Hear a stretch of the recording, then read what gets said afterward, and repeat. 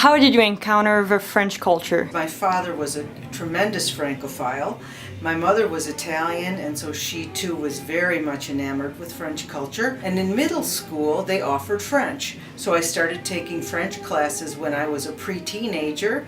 I loved it so much that I continued in high school and college and for my PhD. What do you do for a living? I'm a professor of French and Italian at DePaul University, but I've also taught a course on Geography 350, The World of Wine, for about 20 years now. And so I'm also a certified sommelier, only the first level, not a master by any means. But teaching about wine and learning about wine is a big part of my career now.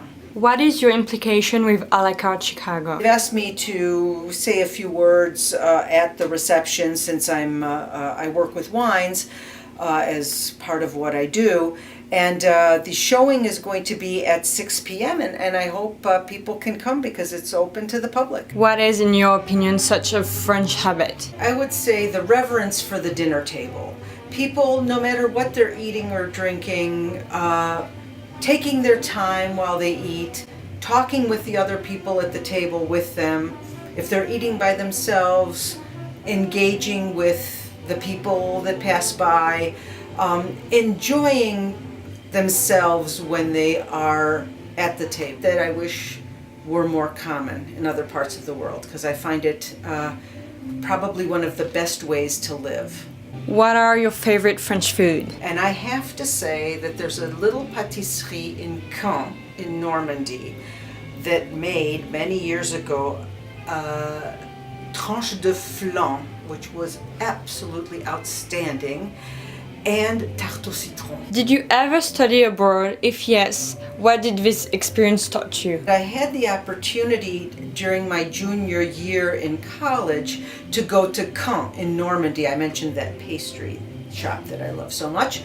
And it was absolutely eye-opening. I was on my own. I just enrolled in courses at the Université de Caen, and I met other French students, and it opened my eyes to the way French people really live. I had learned a lot about France in the classroom, but living with other French students and working with them together in the classroom allowed me to, I want to say, almost feel French. And in that way it was eye-opening because it meant that I was approaching French culture on their terms, not on mine. Which is why I think it's essential that people spend time abroad and connect with people in other countries through the language of the other people. What are your favorite places to visit in France? Well, I don't think I've ever visited a place in France that I haven't found spectacular. But as part of my love of wine, I have to say that seeing the countryside in Champagne was particularly moving, and especially given the history in the region of Champagne, the World War I battles that were there. So it's a very interesting mixture of luxury and remembrance, and I find that very moving.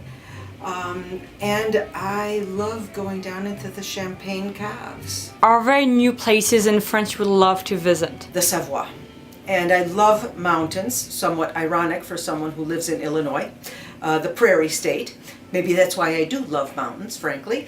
I lived 3 years in Geneva, so I would love to see the French mountains and hike in the French mountains. So Clara, what is a cause close to your heart? Stewardship of the environment, including stewardship of animals, is very close to my heart, whether they be organizations such as the Anti-Cruelty Society, for which I volunteer, or Nature Conservancy and Sierra Club. These are causes that are very important to me because I think that if we ruin the environment, there's no future for anyone. What is the best advice you have ever received? Wonderful piece of advice from my father. These were years when there seemed to be absolutely no jobs in academia. And so I was very worried about my future. And I remember telling my father, 80% of the people who are getting PhDs in Romance languages aren't getting jobs. And his advice was, well, that means 20% of the people are. And you can be among the 20%. If you weren't doing the job you're doing, what would you be doing? And so I've always had this fantasy of opening a knitting shop where there are beautiful yarns and people get together to knit. So what are you looking for next? Once my teaching days are over, I'm looking forward to traveling as much as I can because I really think that it is through travel that we get to know one another better, and we are clearly in need of understanding one another better on a global scale. And the tiny, tiny contribution that I can make towards that by traveling, I hope can have a ripple effect, like a stone going into the water and expanding outward. And if we all could approach those who come from other places and get to know them a little better, I really do believe that we would begin to heal in ways that maybe now we don't.